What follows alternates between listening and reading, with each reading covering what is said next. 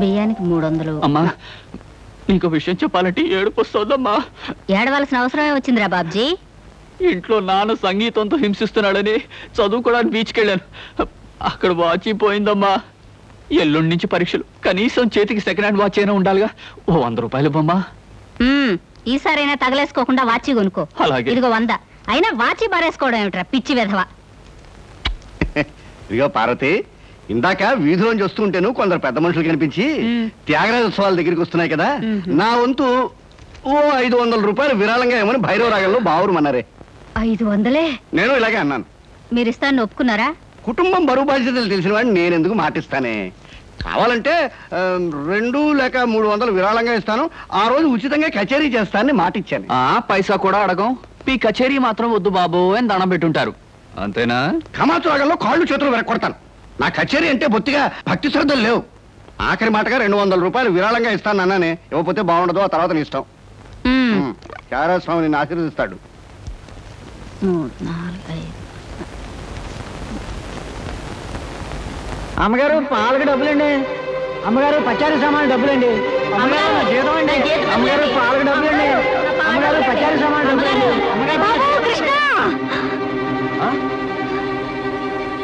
నా వల్ల కాదురా. అమ్మా, డబ్బు సంపాదించడం ఎంత కష్టమో ఖర్చు పెట్టడం కూడా అంతే కష్టం అమ్మా. ఖర్చు పెట్టే విషయంలో మనసుని మమతని కాస్త కట్టేసుకోవాలి. రే బాబ్జీ, బాబ్జీ, ఏంటనయ్యా? నీకు 100 రూపాయలు ఎందురా? Watch beach. వాచ్ బీచ్ కొట్టానంటే దవడ వాచి బీచ్లో గోచితో పరిగెడతావు రాస్కెల్. ఇదేంట్రా? అరే ఇది ఎక్కడ దొరికిందన్నయ్యా? చమల్లాల్ కొట్లో నువ్వు తాకట్టు పెట్టిన చోట దొరికిందిరా. 75 రూపాయలు ఇచ్చి విడిపించి తీసుకొచ్చాను. ఆ 100 రూపాయలు ఇట్టించి వాచ్ తీసుకో. చూడు, ఎక్కువ భయం నటించక. రేయ్, మొహమ్మద్ కొట్టానంటే భూపాల్ రాగంలో భారీ ఎత్తున ఎడుస్తావు. సినిమా హాల్లో తెరల మీద పువ్వులు చల్లడానికి, చిల్లర చల్లడానికి వాచీలు తాకట్టు పెట్టుకుంటారా? అడ్డగాడిదా అని. వాడు అడ్డగాడిదైతే మరి నీ సంగతి విన్నానా? నా సంగతి వేర్రా. ఏమిటి, త్యాగరాజోత్సవాలు జరిగి నెల కూడా కాలేదు, మళ్ళీ త్యాగరాజోత్సవాలు ఎక్కడి నుంచి వచ్చానన్నా? అవి త్యాగరాజోత్సవాలు కాదురా, సంగీతం నీకు తెలీదు. అవి రాగరాజోత్సవాలు. మాయ రాగరాజోత్సవాలు. సరే, పేకాట ఆడడానికి ఇంట్లో అబద్ధం చెప్పి డబ్బు తీసుకోవడానికి సిగ్గుపడాలన్నా? అరే నువ్వు చెప్పుడు మాటలను చెడిపోతున్నావురా. నేను పేకాట ఆడుతున్నాను ఎవరు చెప్పారా నీకు? ఎవరు చెప్పారా? ఎవరు చెప్పారు? చెప్తా, చెప్పు. పిచ్చివాడు. ఆ మూట ఏమిట్రా? ఈ మహానుభావుడు పేకాట్లో ఓడిపోయి బట్టలన్నీ తాకట్టు పెడితే విడిపించి తీసుకొచ్చాను. అవ్వా, ఓహో, అందుక ఇందాక పేపర్ అడ్డం పెట్టుకుని గదిలో పరిగెడుతున్నారు. ఏమండి? మొగుడు ఏమైనా అంటే కళ్ళు పోతాయే. ఇక నేను చెప్పాల్సింది ఏమీ లేదురా. ఇదిగో 200 రూపాయలు. 100 రూపాయలు ఇవ్వరా. పితృభక్తి లేదు. చూసావమ్మా, ఖర్చు పెట్టడంలో నీకు నాకు ఉన్న తేడా. నువ్వెంతో కష్టపడి తెచ్చి డబ్బు వెళ్ళిలా తగలేస్తారని నేను ఎలా అనుకుంటానురా. అన్నట్టు మర్చిపోయాను, ఇంటికెళ్ళావిడే అద్దె కోసం కబురు చేసింది. ఓహో, అదో సమస్య ఉంది కదూ. నేను వెళ్ళి తెలుసుకొస్తా. ఏమండి, టిఫిన్ రెడీ చేశాను, రండి తిందురు గాని. తినడం పడుకోవడం తప్ప ఏమీ చేత కాదు. రావయ్యారా, అద్దె డబ్బులు తీసుకొచ్చావా? ఆ పని మీద వచ్చానండి. కానీ టిఫిన్లు పెడుతూ ప్రొఫైల్లో నుంచున్న మిమ్మల్ని చూస్తుంటే అదేదో సినిమాలో రేఖలు అనిపించి అక్కడే నిలబడిపోయానండి. కొంచెం ఇటు తిరుగుతారా? అరే రే, కొద్దిగా అటు తిరుగుతారా? అయ్యో, నువ్వు మరీ చెబుతావయ్యా. నేను రేఖలాగా ఉండడం ఏమిటి? ఆ అమ్మాయి నాకన్నా కొంచెం సన్నం అనుకుంటాను. సన్నం కాబట్టే మీ అంత అందంగా కనిపించదండి. చూసారా, మీరు అలా నవ్వుతూ ఉంటే మీ బొగ్గ మీద సొట్టలు బాబీ సినిమాలో డింపుల్ కపాడేలాగా అనిపిస్తున్నారండి. ఆ పిల్ల నాకన్నా 1-2 సంవత్సరాలు చిన్నదనుకుంటాను. చిన్నది కాబట్టే మీ అంత మెచ్యూరిటీ ఆవిడలో లేదు. పొరపాటున మీరు పెళ్లి చేసుకున్న హౌస్ వైఫ్ గా సెటిల్ అయ్యారు గానీ మీరు గనక సినిమాలో చేరినట్లయితే ఆ శ్రీదేవి జయప్రద మీ ముందు ఎందుకు పనికొస్తారండి? అదేమిటయ్యా నుంచోని మాట్లాడతావు? కూర్చో, టిఫిన్ తిందు గాని. దాందే ఉందండి. అస్సలు మీ ఫిగరు కలరు కాలేజ్ అమ్మాయిలు కూడా ఉండదండి. నువ్వు మరీ పొగిడేస్తున్నావు బాబు. ఇంకో దోశ వేసుకో. టిఫిన్ గా నన్ను పిలిచి దోసేసుకొని అతను పెడతానండి. అబ్బా, నీకెప్పుడు తిండి పిచ్చే. ఇంటికి వచ్చిన గెస్ట్ కు పెట్టాలి కదా. గెస్ట్ కి పెట్టి నాకు అభ్యంతరం లేదు, కానీ నాకు కూడా తగలే. తినండి. బాబు, నీకు హార్లిక్స్ కావాలా, బోర్న్విటా కావాలా? ఉల్లాసానికి ఆనందానికి వాడండి హార్లిక్స్. అయితే అదే తీసుకొస్తాను. ఏమండి, 1 మినిట్. వెనక నుంచి మీ మూమెంట్స్ చూస్తూ ఉంటే ఆ మూమెంట్ ఎలా ఉంటుందో ముందు నాకు చెప్పు, నేను తర్వాత దానికి చెప్తాను. అదేమిటండి అలా విసుక్కుంటారు? అబ్బాయి ఏదో సరదాగా మాట్లాడుతుంటే ఏమండి ఆయన ఇప్పుడే ఇలా విసుకుంటున్నారు, ఇక నేను అద్దె డబ్బులు ఇవ్వలేనన్నా అనుకోండి ఇంకెంత విసుకుంటారు. ఆయన విసుకోకుండా నేను చూసుకుంటానుగా. కాదే మీరు ఊరుకోండి. చూడు బాబు, అద్దె ఈ నెలలో ఇవ్వలేకపోయినా వచ్చే నెలలో ఇద్దు గాని థ్యాంక్స్ అండి. టిఫిన్ తిను. ఏమయ్యా, నా తిండి తింటూ నాతో అబద్ధం చెప్పకూడదు. నిజం చెప్పు, మా ఆవిడ శ్రీదేవిలాగా జయప్రదలా ఉందే? మీరు అడిగారు కాబట్టి నిజం చెప్తున్నా అండి. మీరు మాత్రం ఈ పక్క నుంచి చూస్తే శత్రుఘ్న సిన్హా అలా ఉన్నారు. హైట్ విషయంలో కొంచెం తగ్గారు కాబట్టి రిషి కపూర్ గారి, పెరుగున్నట్టయితే అమితాబ్ బచ్చనే. అసలు మీ పర్సనాలిటీకి ఈవిడ్ని ఎలా పెళ్లి చేసుకున్నారండి? ఏమిటోనయ్యా, నా తలరాత నా కర్మ. నిజానికి అదృష్టం బాగుంటే ఏ రేఖలో శ్రీదేవిలో చేసుకోవాల్సిన వాళ్ళే కదా. ఫ్యూచర్ లో చేసుకోవచ్చేమో. Anyway best of luck. ఈ దశ కూడా వేసుకో. Thank you. ఏం మొహమాట పడకు, పళ్ళు కూడా ఉన్నాయి. అలాగే. ఏరా మళ్ళీ అబద్ధాలు చెప్పి ఆ దంపతులిద్దరిని మోసం చేసి అద్దె బకాయి వేశావు ఏ? అమ్మా, జీవితంలో బ్రతకాలంటే మాటలైనా ఉండాలి, నోట్లైనా ఉండాలి. అసలు నీకు ఇంకో విషయం చెప్పనా? బారసాల నాడు నాకు రామకృష్ణ అని పేరు పెట్టి రామాని పిలవడం మానేసి కృష్ణాని ఎందుకు పిలుస్తున్నావే? అందుకేనేమో అబద్ధాలు చెప్పడం జీవితానికి తప్పనిసరి అయిపోయింది. ఉద్యోగంలోనూ అబద్ధాలు చెప్తున్నాను, ఇల్లు గడవడానికి అబద్ధాలు చెప్తున్నాను. కానీ ఈ అబద్ధాలు చెప్తున్నందుకు నేనేం బాధపడటం లేదమ్మా. ఎందుకంటే నేను అబద్ధాలు చెప్తుంది నా కోసం కాదు, నా కన్నవాళ్ళ కోసం, నాకున్న వాళ్ళ కోసం, అంతే. ఒరే రామకృష్ణ, కృష్ణుళ్ళా నువ్వు అల్లరి చేసి అబద్ధాలు చెప్పినా నీకు రాముళ్లాంటి మంచి మనసుంది. అది చాలరా మాకు. బ్రహ్మాండంగా గడిచింది. ఇక్కడ నుంచి వెళ్ళాలంటే మనసు ఒప్పడం లేదు. మనం బాగానే ఎంజాయ్ చేసామే. పాపం రాత ఒకటే కాటేజ్ లో ఉంది. మనం ఏం చేస్తామే? ఉదయం రాగానే తల్లొప్పని కాటేజ్ లో పడుకుంది. ఇప్పటికైనా తగ్గిందో లేదో రండి చూద్దాం. పదండి చూద్దాం. రాధా, ఓకే రాదా, నేను మళ్ళీ కలుస్తాను. బాయ్. ఏమిటి రాధా ఇది? నీకు తల్లప్పని చెప్పి మాతో రాకుండా ఉన్నది తను బాయ్ ఫ్రెండ్ తో గడపడానికి అనుకుంటాను. ఏ రాధా, అంటే తల్లప్పని చెప్పేది అబద్ధం అన్నమాట? సారీ సీత, ఏదో తను కూడా ఇక్కడికి వచ్చాడు, అతనితో గడపడానికి చిన్న అబద్ధం చెప్పి. షటప్! చిన్న అబద్ధం పెద్ద అబద్ధం అని చెప్పి సమర్థించుకోవాలని చూస్తున్నావా? సీత, మీ అందరికీ తెలుసు అబద్ధం చెప్పే మనిషి నేను హేట్ చేస్తానని. ఫోన్లేవే, కారణం అర్థమైంది కదా. కారణం ఏదైనా కావచ్చు, పరిస్థితులు ఏమైనా రావచ్చు. అబద్ధం చెప్పే మనిషిని నేను క్షమించలేను. అలాంటి వాళ్ళతో స్నేహమే కాదు, ఎలాంటి బంధాన్ని భరించలేను. ఇది చెప్పిన అబద్ధానికి పనిష్మెంట్ గా దీన్ని ఇక్కడ వదిలేసిపోదాం. పదండి. సీత, నేను చెప్పేది వినవి. ఏమిటి, రేపటికి వీసా దొరకడం కష్టం అవుతుందా? అదేమిటయ్యా, ఎల్లుండి నేను జపాన్ బయలుదేరి వెళ్ళాలి. All right. ఏమిటి సార్, ఏమైనా ప్రాబ్లమా? అదేనయ్యా, కొత్తగా మనం స్టార్ట్ చేయబోయే ఫ్యాక్టరీ మెషినరీ విషయంలో ఎల్లుండికి నేను జపాన్ ట్రిప్ పెట్టుకున్నాను. రేపటికల్లా వీసా దొరకడం కష్టమని ఆ ట్రావెలింగ్ ఏజెంట్ ఒకటే గొడవ. ఏం చేయాలో అర్థం కావట్లేదు. ఆ మాత్రం దానికి అలా వర్రీ అయిపోతారు ఎందుకు సార్? 5 నిమిషాల్లో మీ వీసా సంగతి నేను తేల్చేస్తానుగా. Please follow this file. Okay.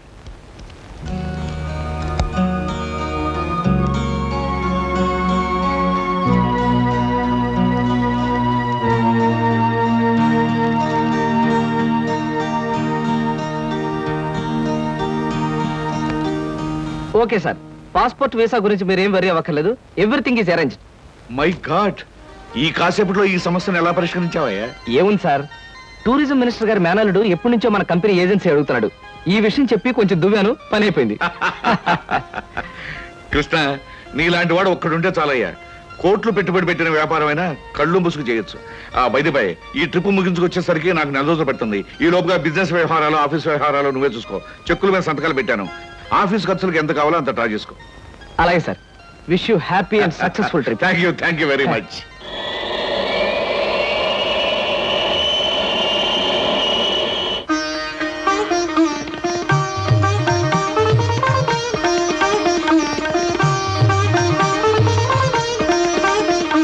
మా అమ్మాయి అరుణ బిఏ పాస్ అయింది. ఇంటి పని వంట పని అంతా చేత ఉంది. ఏది చేతనైనా ఏది చేత కాకపోయినా మా అబ్బాయి ఇష్టపడ్డమే ముఖ్యమండి. మా అబ్బాయికి నచ్చితే ఆ పిల్ల ఆడపిల్ల అయినా సరే, లేక ఆడ గాడిద పిల్ల అయినా సరే ఇచ్చి పెళ్లి చేసేస్తాను. అబ్బాయి ప్రశ్నలే. మీకు పాటలు ఏమైనా వచ్చా? వచ్చండి. డాన్స్ రాదండి. రసగుల్లా చేయడం వచ్చా? అవంటే నాకు మహా ఇష్టం అండి, అందుకనే అడుగుతున్నాడు. సరిగ్గా చేయటం రాదండి, నేర్చుకుంటాను. చూడండి పెళ్ళికొడుకు గారు, మా స్నేహితురాల్ని మీరు ప్రశ్నలు అడిగారు, మరి దాని తరపున నేను మిమ్మల్ని కొన్ని ప్రశ్నలు అడగొచ్చా? మధ్యలో ఈ పిల్ల ఎవరు ప్రశ్నలు అడగడానికి? నేనెవరైతే ఏమిటండి? మీ అబ్బాయి ప్రశ్నలు అడగడంలో తప్పు లేనప్పుడు అమ్మాయి తరపున నేను అడగడంలో తప్పేమిటి? అడగనే నాన్న, నాకేమన్నా భయమా? అవునవును, మనకేం భయం, అడుగు. మా అరుణకి పాట డాన్స్ వచ్చా అని అడిగారు. మరి పెళ్ళయ్యాక ఆమె చేత మ్యూజికల్ నైట్స్, డాన్స్ ప్రోగ్రామ్స్ అలాంటివి ఏమైనా పెట్టిస్తారా? ఏ అదేం పెట్టించకపోతే అడగకూడదా? మరేం కాదు, మీకొచ్చే జీతానికి భారీ ఎత్తున పెద్ద థియేటర్లు బుక్ చేసి దాని చేత ప్రోగ్రామ్స్ ఇప్పించలేరు కదా అని అలా అడిగాను అంతే. అవును, మీ కరాటే వచ్చా? రాదు, నేర్చుకోను కూడా. మీరు క్రికెట్ ఆడతారా? ఆడను, కావాలంటే చూస్తాను. రేపు పెళ్ళాన్ని ఎవరైనా ఏడిపిస్తుంటే రక్షించుకోవడానికి కరాటే గాని, పెళ్ళా సరదాగా చూడాలంటే ఆడడానికి క్రికెట్ కూడా రాదు. ఏమిటండి ఈ పిల్ల ఎవరినో తీసుకొచ్చి అర్థం లేని ప్రశ్నలు అడిగిస్తున్నారు? ఇవి అర్థం లేని ప్రశ్నలు కావు, మీరు అర్థం చేసుకోలేని ప్రశ్నలు.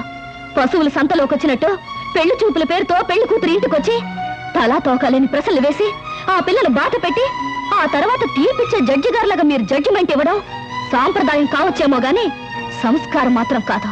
అమ్మా సీత, నువ్వు ఊరుకోమ్మా. ఎందుకు ఊరుకోవాలి బాబాయ్ గారు?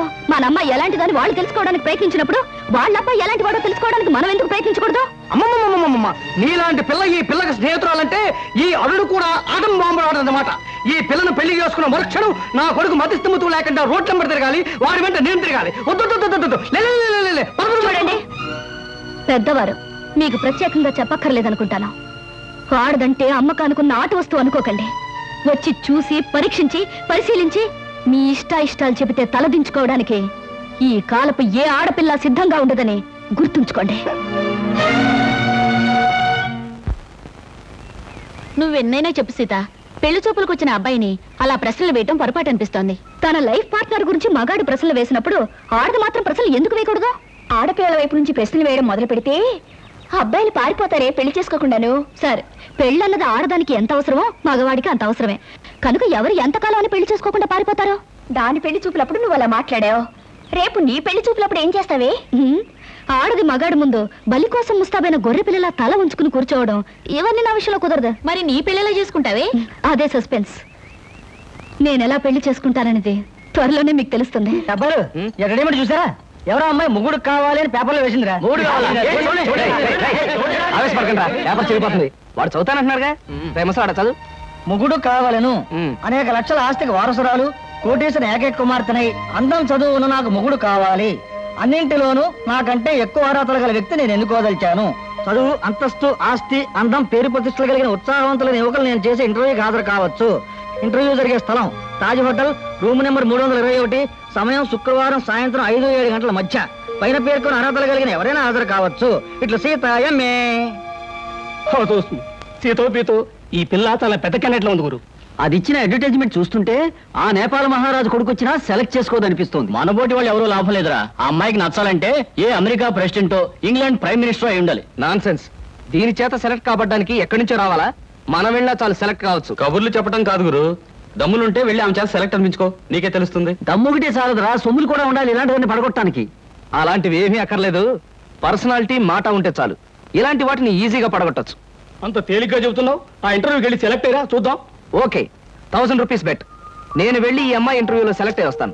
Okay, 1000 rupees bet. But one condition. ఏమిటది? నేను పందెం కోసమే వెళుతున్నాను తప్ప ఆ పిల్లని పెళ్లి చేసుకోవడానికి మాత్రం కాదు. కనుక ఈ పిల్ల నన్ను సెలెక్ట్ చేసుకున్నట్టుగా ప్రూవ్ చేసుకుని ఆ తర్వాత నీలాంటి దాన్ని పెళ్లి చేసుకోవడం నాకు ఇష్టం లేదని దాని మొహం మీద చెప్పేసి వస్తాను. Done. Next. May I come in? yes come in.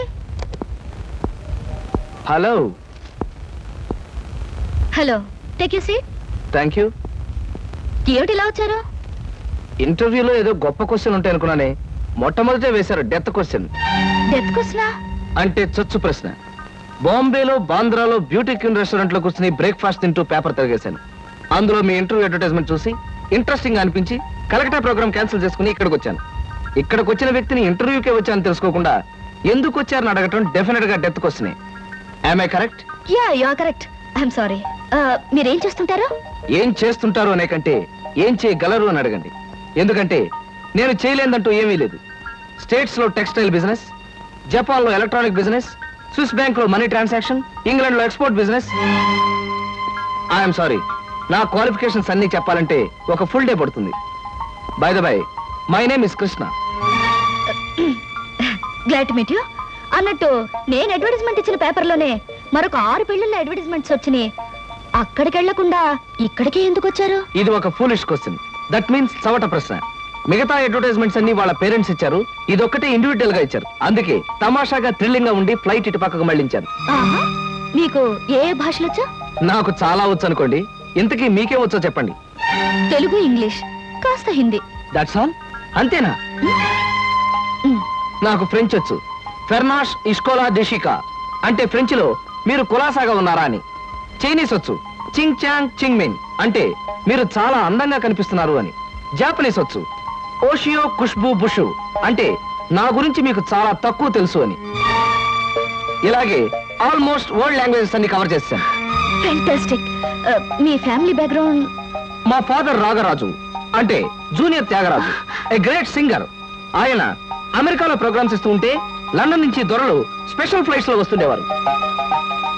ఇక మా mummy Bombay ladies federation secretary, Delhi social service league president. ఆవిడ a lady in the society, tomorrow's woman అనే పెద్ద పెద్ద గ్రంథాల్ని ఏమి తోచప్పుడు రాసి పారేశారు. వాటిని మిగతా భాషల్లోకి అనువదించారు కూడా. ఐ మీన్ ట్రాన్స్లేట్ చేశారు కూడాను. మీరు చదవలేదా? ఇక మా బ్రదర్ ఐఏఎస్. వాడు పుస్తకాల్లో పుట్టి పుస్తకాల్లో పెరిగి ఫ్యూచర్ లో పుస్తకాల్లోనే చావచ్చు. అంతలా స్టడీ చేస్తుంటాడు. మీ ఫ్యామిలీ బ్యాక్గ్రౌండ్ నాకు నచ్చింది. మీరు కూడా నచ్చారు. All right. కాకపోతే పెళ్లి కొడుకుని ఇలా సెలెక్ట్ చేసుకోవడంలో మీ ఉద్దేశం ఏమిటి? ఈ డ్రెస్ చాలా బాగుంది. ఎక్కడ కొన్నారు? 6 డజన్ షాపులు తిరిగి తిరిగి కష్టపడి మరీ సెలెక్ట్ చేసుకున్నాను. బాగుండకేం చేస్తుంది? ఆఫ్టర్ ఆల్ 6 months కట్టుకుని అవతల పారేసే ఒక డ్రెస్ కోసం 6 డజన్ షాపులు తిరిగి ఎంతో కష్టపడి సెలెక్ట్ చేశారంటున్నారు. అలాంటిది జీవితాంతం నేను కట్టుకునే భర్తని ఇలా సెలెక్ట్ చేసుకోవడంలో తప్పే ఉంది. మీరు చెప్పింది రీజనబుల్ గానే ఉంది. కాకపోతే నేను కూడా అమ్మకానికి పెట్టిన బొమ్మను కాదు, సంతలో ఉన్న జంతువును కాదు, షాపులో ఉన్న షర్టును కాదు. కనుక మీరు సెలెక్ట్ చేసుకున్నా నేనెందుకు ఒప్పుకోవాలి? మిస్టర్ కృష్ణ, మీరు పొరపాటు పడుతున్నారు. ఈ భర్తల సెలెక్షన్ అనేది పురాణాల్లో ఉంది, పురాతన కాలంలోనూ ఉంది. స్వయంవరంలో సీత రాముని సెలెక్ట్ చేసుకుంది, ద్రౌపది అర్జునుని ఓకే చేసుకుంది. ఇంకా ఇవన్నీ చెప్పి మిమ్మల్ని బోర్ కొట్టించడం ఎందుకు? You are selected. ఆ పిల్ల నన్ను సెలెక్ట్ చేసుకున్నట్టుగా ప్రూవ్ చేసుకుని ఆ తర్వాత నీలాంటి దాన్ని పెళ్లి చేసుకోవడం నాకు ఇష్టం లేదని దాని మొహం మీదే చెప్పేసి వస్తాను. Thank you Sita. నిజంగా నిజాయితీగా మీరు నన్ను ఇష్టపడితే I like you. I love you. నిజంగా ఈ ఇంటర్వ్యూలో మనం ఒకరి గురించి ఒకరు పూర్తిగా తెలుసుకోలేదేమో అనిపిస్తుంది. మళ్ళీ మళ్ళీ మనం కలుసుకోవాలి, ఒకరిని గురించి ఒకరు తెలుసుకోవాలి. షూర్. రేపు నైట్ ఫ్లైట్ కి నేను ప్యారిస్ వెళ్ళాలి గనక రేపు ఈవినింగ్ నెహ్రూ పార్క్ లో మనం కలుసుకుందాం. ఓకే? ఓకే. బాయ్. బాయ్. నేను అనుకున్న విధంగానే అందరికంటే గొప్పవాణ్ణి స్వయంవరంలో సెలెక్ట్ చేసుకున్నాను. That is Sita.